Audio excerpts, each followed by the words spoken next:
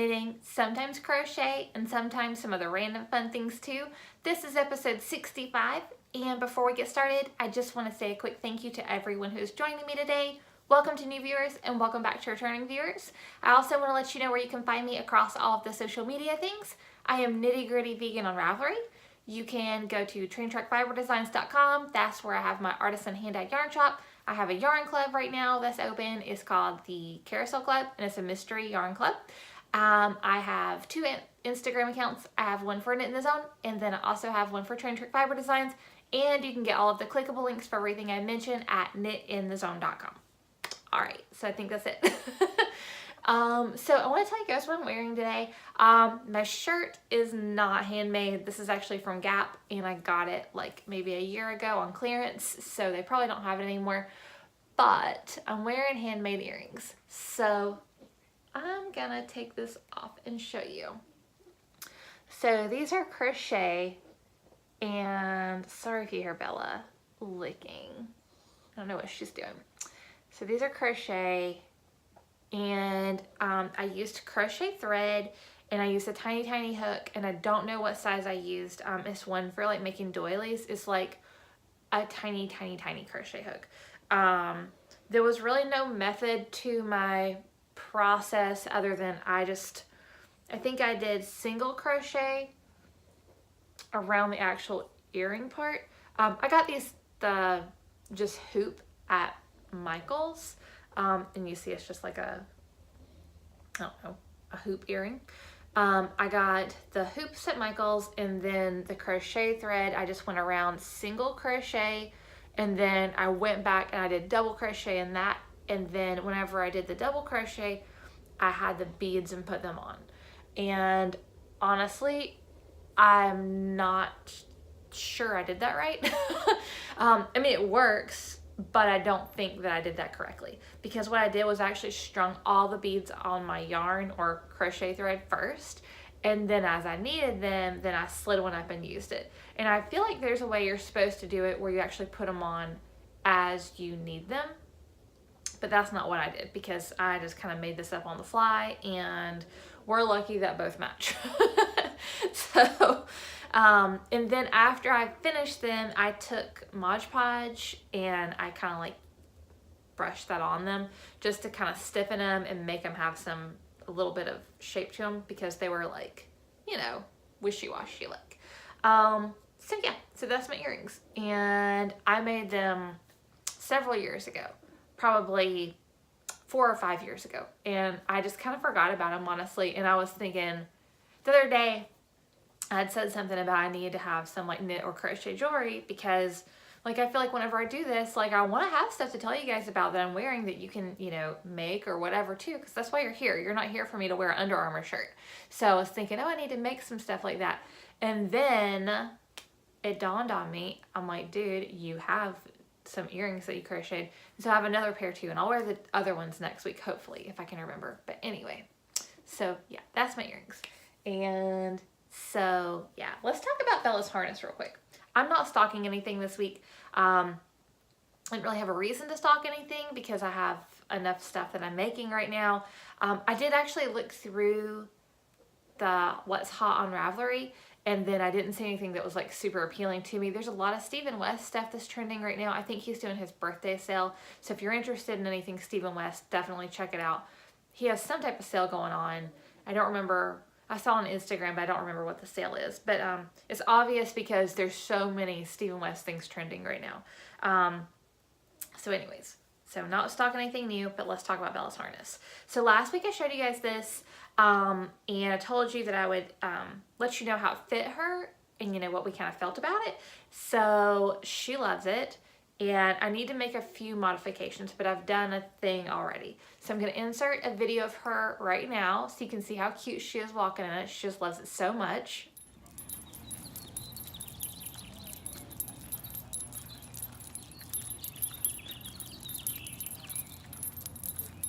As you can see, it fits her really well. She walks great in it. I feel like, you know, it's everything you could want for a little harness for her. The only things that I want to do differently is I want to make this neck part a little bit smaller. So I've got to actually disconnect that or whatever, pull that back, however you say it. And I think I'm gonna shorten this by like 5 crochet rows. Is that what you call it? I'm gonna shorten it by a little bit, so make it a little bit smaller. I don't know if you could tell in the video, but like the neck part's a little bit big. So yeah, I'm gonna make that a little bit smaller, and then I am gonna make a little flower or something to go on it, you know, just kind of make it cute. Probably, I don't know. I want to for like myself, but then I don't know if that'll bother her. So I may not, I don't know. And then I wanted to tell you guys what I did for a closure, because last week I was telling you I need to get a closure of some type, and then I didn't have one. I actually didn't go anywhere that would have that sort of thing since we've tried it on. And I decided to actually use one of these. So this is a locking stitch marker from Clover. And let me see. Can you see that? So this is just your standard locking stitch marker. And it actually fits perfect around here. And like I told you guys last week, Bella is super, super gentle. She's not one to pull. This would definitely not work if you have a dog who's gonna pull. That's not gonna hold crap. It's plastic. But for her purposes, the point of it is just to kind of like keep that like shut so that, you know, it's not aggravating to her. So the reason I decided to do that, 2 things. Number one, I never went anywhere to find anything different. The other thing I was thinking, you know, if I put something between here, then it's gonna add width. And I don't want to add width because it fits her perfect right now. So I don't want to add any additional width between her shoulder blades. So that was kind of, you know, why I decided just to go with that. And it kind of blends in because there's some orange speckles in here too. So it's not like super obvious. If I make one again, there's a few things I'll do different, and I'm going to tell you what that is. So if I make one again, I'm gonna make this part a little bit shorter, the part that goes around her arms, because if I did that, then I could put a clasp between the back of it, and that would be a little bit better as far as functionality and just like not looking like ghetto, for lack of a better word. The other thing is I would get smaller D-rings, because the D-rings I have are a little bit large. The reason I have bigger D-rings though is because that's what I had on hand. I'd finished this or got to the point where I needed D-rings at nighttime, and I just knew I had some here in the house somewhere, and I didn't know if this was gonna even work for her at all. So I just went digging in my craft drawers, and I found these, and they are kind of big. I'd actually got these years and years and years ago. I made a laptop bag, and so I've got them for my laptop bag to, you know, to put on my laptop bag that I made. So they're, you know, they're bigger. And the only reason that's a problem is because whenever she's walking, like, you know, the leash just wants to do this. So I think I might even, if you were going to make this, possibly recommend getting round ones instead of the D-ring. Just get like a round ring. That might work better. I don't know. But yeah, so that's my take on this, my recommendations. But it fits her great. She walks really good in it, and if you, well, you saw the video because I put it in, but she walks really, really good in it. She likes it a lot, so it's a win for me. And I'll put the pattern link, of course, over at Knit in the Zone for you guys. It's on Pinterest. It's not on Instagram. I mean, it's probably on Instagram. It's not on Ravelry. I don't know why I said Instagram, but it's pixelheartstrings.blogspot.com. But I will link it for you guys too. So that's my update on the harness. Let me give you an update on my Puddles and Piers too.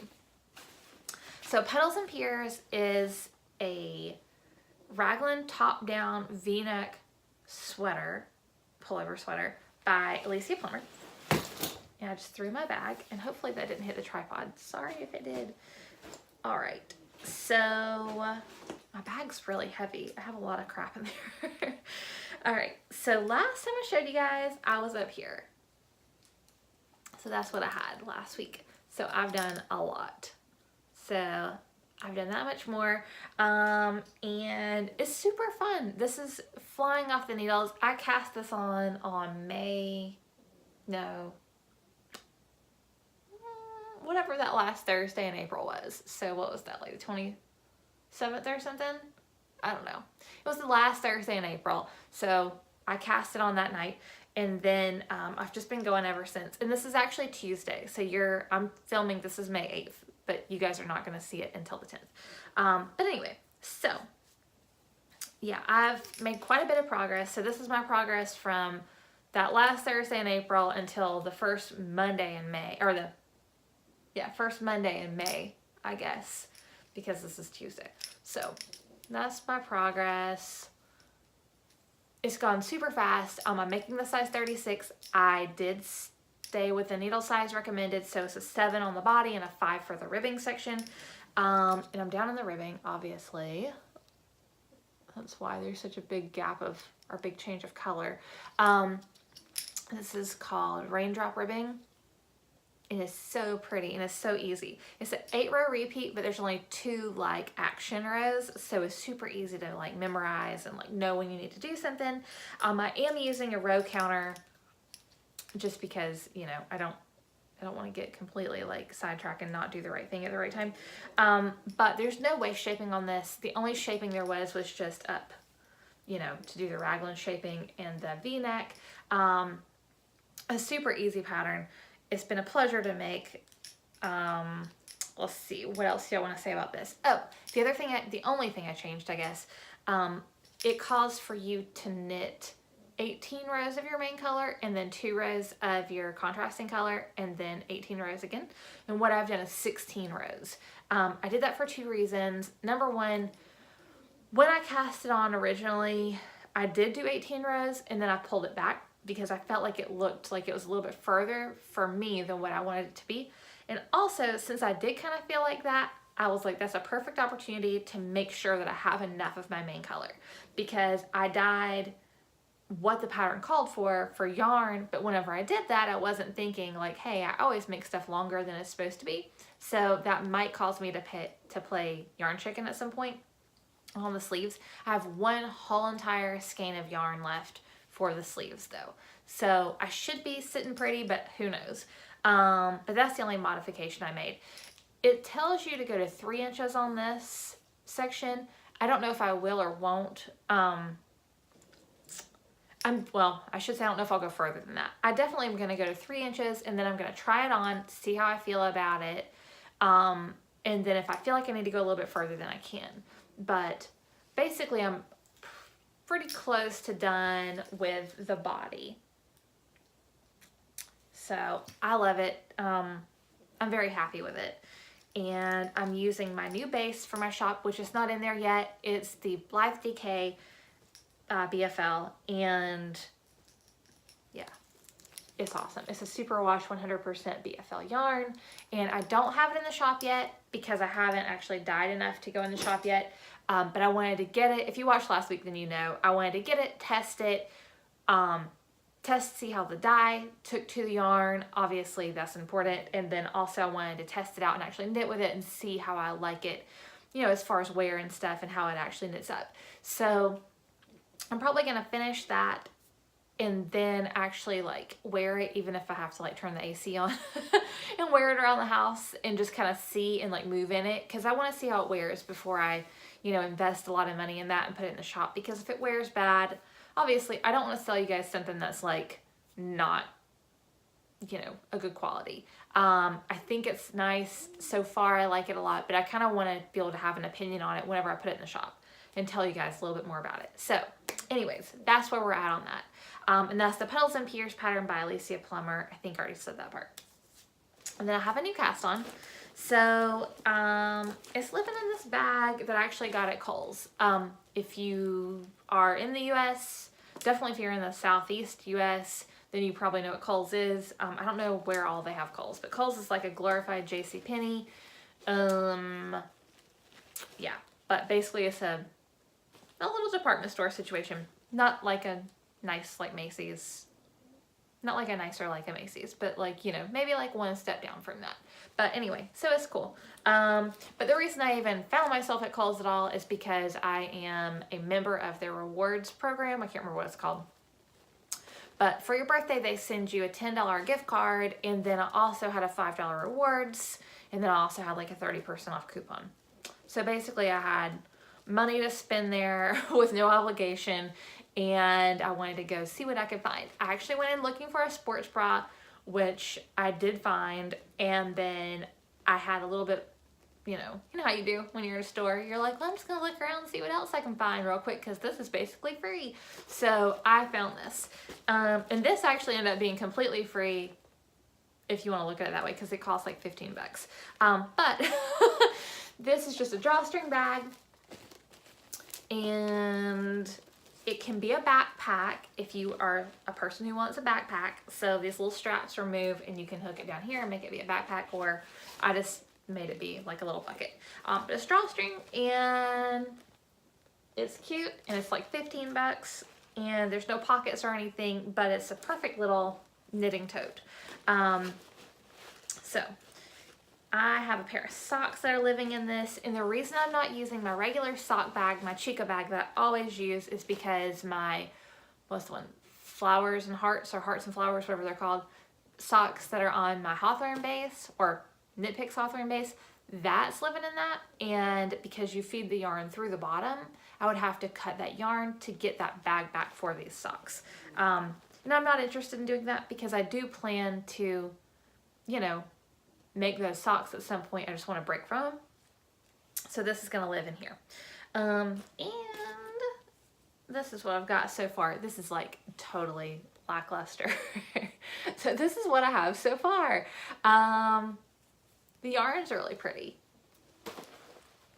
So this is a sport weight yarn, and it is by Toby Roxanne Designs, and it's their special sport base, which is 100% superwash merino, and it's 329 yards per 100 grams, and the color is warm glow.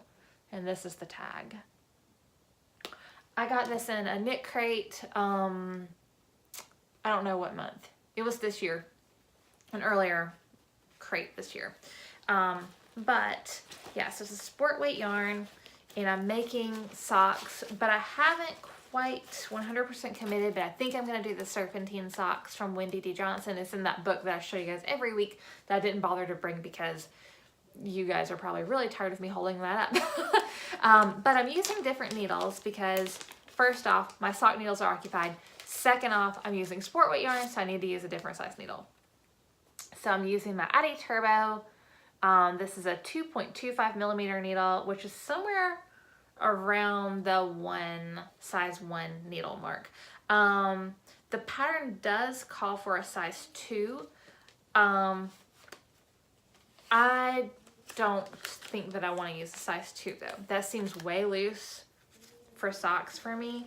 It seems like that wouldn't wear well personally. So I kind of went against it and, you know, went with a size 1 needle. And I love how this is actually working up. Like how tight the yarn is. So I think they'll wear really well because this is just a 100% superwash merino base. It's not, there's no nylon or anything in it. So whenever you knit socks like that, you kind of need to be mindful of how tight your stitches are, because if your stitches are more loose, then you're going to have more play in the yarn, so it's going to rub and wear differently, so you have more of a chance for like rubbing holes or peeling or whatever. But anyway, so that's what I'm hoping, you know, will work here. Okay, I've thrown something. This one wandered off. This was the other thing I was going to tell you guys. So whenever I do 2 at a time socks and I don't have, you know, my proper bag, I put my yarn in these little bags. You can get like a 10-pack of these at any party supply store, usually, or craft store. I think I got these at Michael's. I don't know how much they are, but they're not much. But they're over with, like, if you go into like the wedding stuff, like at Michael's, they're over in that section. But they're just little bags. And I split my hank of yarn, or my skein of yarn, into 2 50-gram balls. And so they're living in here. And I want to see if I can actually kind of open this up a little bit and show you. It took everything I had to squeeze this in here though, because those are really, they're about the same size as the little baggie. So I want to see if I can show you the yarn a little bit. Skeined up because it's beautiful. So it's just gray, and then it's a tonal gray, and then it has like some goldy yellow colors in there. It reminds me of like candlelight, and I don't know if that's what they're going for with that base. I kind of feel like probably so, because it's called Warm Glow, and also their thing looks like a chandelier, but it looks like a chandelier that has candles. So I kind of feel like it's kind of like a candlelight glow that they're going for. And I feel like that's what this yarn looks like. So anyways, I'm happy with them so far. And I'll have more obviously to show you guys next week, because they're, you know, they're just little toes right now. But yeah, so I'm knitting 2 at a time, toe up, and then I am using a 32-inch needle, whatever, cord, which is a little bit shorter than, I guess it's shorter than what most people use. I'm on a lot of knitting forums, and somebody was asking what size cord people use, and I was like, oh, I use 32. And there were some people who were like, 32 is too short. I'm like, okay, well, that's what I use a lot of times. I have used a 40, but I think a 32 is just what I like kind of gravitate towards. So anyway, if you're interested in experimenting with 2 at a time toe up socks, or whatever, 2 at a time socks, definitely check and see how you feel between a 32 and a 40-inch cord. You at least need a 32 though, because it's gonna be too short otherwise. I feel like that's perfect, but you know, everyone has a different way about it, but I thought I'd throw that out there because I think I've always been like, oh, use a 32. And if people think that that's like too short, then yeah, that might be frustrating. So I don't know, maybe I'm weird. Anyway, but that's all I have as far as like projects and things like that go. I do want to show you some things that are in the shop really quick. If you follow me on Instagram, you see that I've been doing Macro Monday the past few weeks. And so Macro Monday is like where you get really super close up on something and take a picture. It's macro. But this is what I used this week. And so this is Paparazzi Flashing Crazy. This is, you know, obviously the whole entire skein, not just the little spot section. But man, I love the speckles. I love the speckles on this. So this is Paparazzi Flashing Crazy, and this is on my Ally Bash base. Also featured this one. This is No One Ever Knows. This is also on Ally Bash. And the little speckles are red and blue. And this is kind of a twist on Quiet Things. It's just a different color speckles. So that's in the shop. This is Take Heart, Sweetheart. I don't know if I featured this one or not. Oh yeah, I did. I did for sure. Because there's speckles right here. And I don't know if you're going to get to see really the detail of the speckles so great on the film. On the film. So yes, there's speckles on that. That's Take Heart, Sweetheart. And then I didn't feature these, but I just brought them out because I saw them and I thought they're cute. So this is Shelly and this is Starshine. And Shelly is on Ally Bash and Starshine is on my OG Sport. And all of these are 100% superwash merino. Shelly's kind of got that beach theme going on. And Starshine, I guess kind of is more summery looking too. So yeah, that's what I have in the shop right now. There's more stuff in there too, but I just wanted to show you guys those because I had done Macro Monday and I thought it'd be fun to show you, you know, kind of like the whole skein too. So yeah, I think that's everything. I did put up a Knit Crate unboxing earlier in the week. It's the Knit Crate Sock Crate for May 2018. So if you're interested, go check that out. It's up. I'll put a link right here. I remembered what side. I'm getting good at this. So anyways, thank you guys so much for watching. I hope you're having an awesome week. Don't forget to like, share, and subscribe. And I will see you guys again next Thursday with another episode of Knit in the Zone. Bye guys.